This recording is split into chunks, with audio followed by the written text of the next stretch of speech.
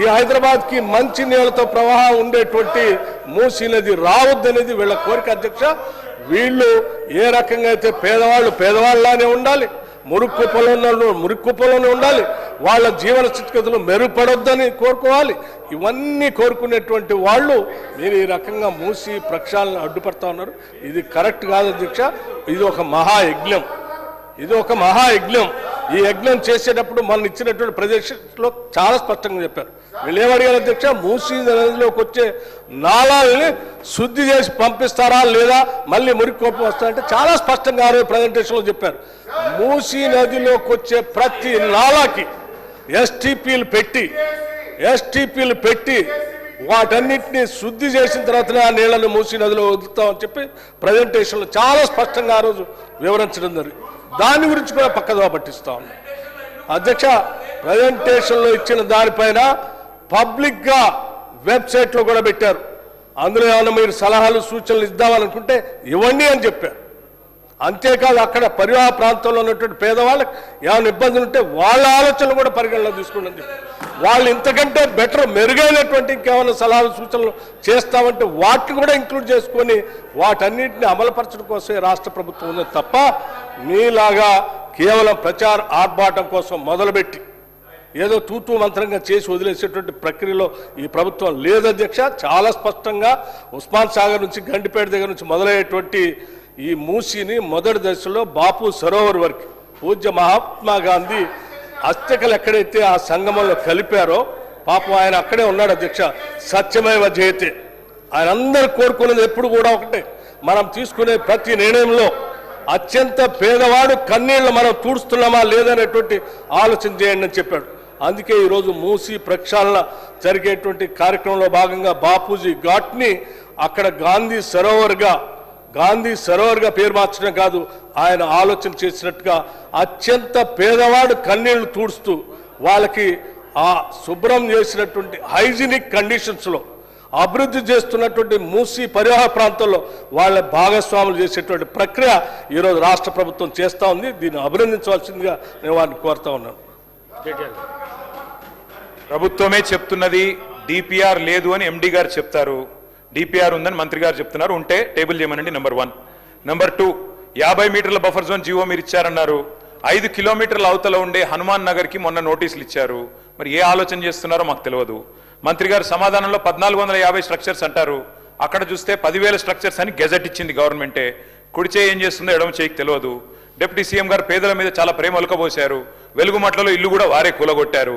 మరి ఖమ్మం జిల్లాలో మీ కాన్స్టిట్యున్సీలు ఇల్లు కూలగొడితే కూడా మీకు తెలియదు. 3వ రోజు దాకా పత్తాలేరు.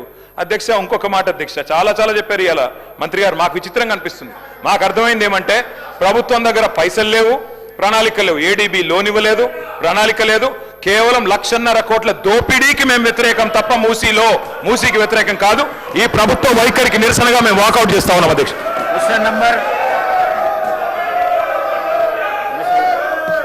అధ్యక్ష, వెలుగుమట్లకు సంబంధించి గౌరవ సభ్యులు చెప్పారు అధ్యక్ష.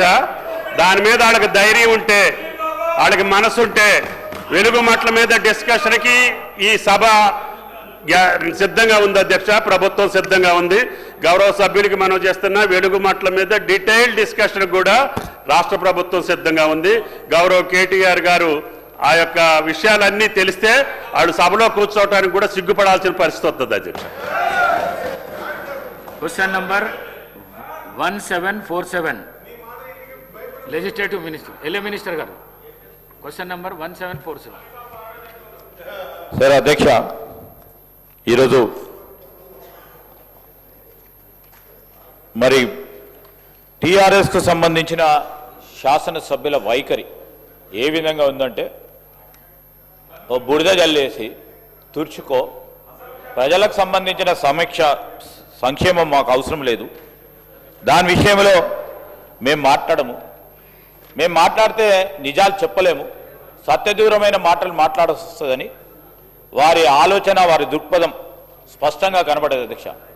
ఈరోజు డిప్యూటీ చీఫ్ మినిస్టర్ గారు కానీ అదేవిధంగా తుమ్మల నాగేశ్వరరావు గారు కానీ స్పష్టంగా మా ప్రభుత్వ వైఖరిని తెలియజేసాం అధ్యక్ష. ఈరోజు పేద ప్రజలకు సంబంధించిన రీహాబిలిటేషన్, రీసెటిల్మెంట్, వారి జీవితాల్లో మార్పు, వారి క్వాలిటీ ఆఫ్ లైఫ్కి సంబంధించిన అంశం విషయంలో తప్పకుండా బాధ్యతాయుతమైన ప్రభుత్వంలో ఉన్నాం. ముఖ్యమంత్రి రేవంత్ రెడ్డి గారు మరి మున్సిపల్ శాఖ బాధ్యతలు కూడా నిర్వహిస్తూ ఉన్న సందర్భాన్ని దృష్టిలో పెట్టుకొని మొత్తము మా పార్టీ మా ప్రభుత్వం ప్రధానమైన లక్ష్యం మార్పు చూపెడతామన్నాం అధ్యక్ష. తెలంగాణ రాష్ట్రం ఏర్పడ్డ తర్వాత మార్పు లేదు, అదే విధమైన జీవితాలు గడుపుతా ఉన్న తెలంగాణ ప్రజలందరికీ మార్పు చూపెట్టాలనే ఒక లక్ష్యంతో ముందుకు పోతా ఉంటా అంటే అడ్డగోడలు నిర్మాణం చేయాలని ఆలోచన చేస్తున్నారు అధ్యక్ష. ఇప్పటికైనా వైఖరి మార్చుకోండి. ఈరోజు ఈ విధంగా మీరు సత్యదూరమైన మాటలు మాట్లాడి ప్రభుత్వంపై అబండాలేసి అసలు ప్రాజెక్టు రిపోర్టుకు సంబంధించి నరసింహారెడ్డి గారు ఎండి గారు ఆ రోజు ప్రజెంటేషన్లో ఇది డిపిఆర్ వచ్చిందని స్పష్టంగా చెప్పిండ్రు. అది లైవ్ టెలివిజన్ అధ్యక్ష. దాన్ని కూడా సత్యదూరంగా మాట్లాడటం ఒక సీనియర్ శాసనసభ్యులు సరికాదు. రెండవది అధ్యక్ష, 1,50,000 కోట్ల ఏమని అంటే 1,50,000 కోట్ల అధ్యక్ష. ఈరోజు మేము స్పష్టంగా చెప్తా ఉన్నాము, ఇవాళ కాకుండా రేపు మేము పారదర్శకంగా ముందుకు పోవాలనుకుంటున్నాం. 6,500 నుంచి 7,000 కోట్ల రూపాయల వరకు మొదటి దశకు సంబంధించిన డిపిఆర్ వచ్చిందంటే మళ్ళా 1,50,000 కోట్లు ఒక పర్స్పెక్టివ్ తీసుకుపోవాలన్న ఆలోచన వారు చేసిందని అందరు చేస్తారని అనుకోవటం సరికాదు. రెండవది, ఈరోజు జంట నగరాలకు సంబంధించిన ప్రధానమైన సమస్య అధ్యక్ష. మేము ఓపెన్గా చెప్పాము, డిస్కషన్ చేస్తాము రండి, షార్ట్ డిస్కషన్ చేపడతామని చెప్పామని అధ్యక్ష. అయినా కానీ ఈరోజు షార్ట్ డిస్కషన్ మేము రాం అన్నట్టు వారి వైఖరి కనబడతా ఉంది. ఈరోజు మూసీ నది ప్రక్షాళనే విషయంలో వారికి చిత్తశుద్ధి లేదు. మూసీ నది ఇరువైపులు ఉంటున్న ప్రజానికానికి మరి చిట్ట చివర ఉన్న నల్గొండ జిల్లా వాసులందరికీ శుద్ధమైన నీరు కానీ శుద్ధమైన గాలిని అందించడానికి మేము సహకరించము, మా ఆలోచన ఇదే విధంగా ఉంటుందని స్పష్టంగా వారు చెప్పి వారు బయటికి వెళ్ళారు. ఇప్పటికైనా వారిలో మార్పు రావాలని మేము కోరుతా ఉన్నాం ఈ ద్వారా. అదేవిధంగా అధ్యక్ష, మీరు మరి నాకు డెలిగేట్ చేసిన అంశం విషయంలో గౌరవ ముఖ్యమంత్రి గారి తరఫున ఈరోజు 1747 ప్రశ్నకు సంబంధించి మొదటి ప్రశ్నకు సమాధానం లేదండి, రెండో ప్రశ్నకు సమాధానం ఈ ప్రశ్న ఉత్పన్నం కాదు, మూడో ప్రశ్నకు సమాధానం ఈ ప్రశ్నకు ఉత్పన్నం కాదు, డి ప్రశ్నకు సమాధానం ప్రశ్నకు మరి ఉత్పన్నం కాదు. శ్రీ గణేష్ గారు.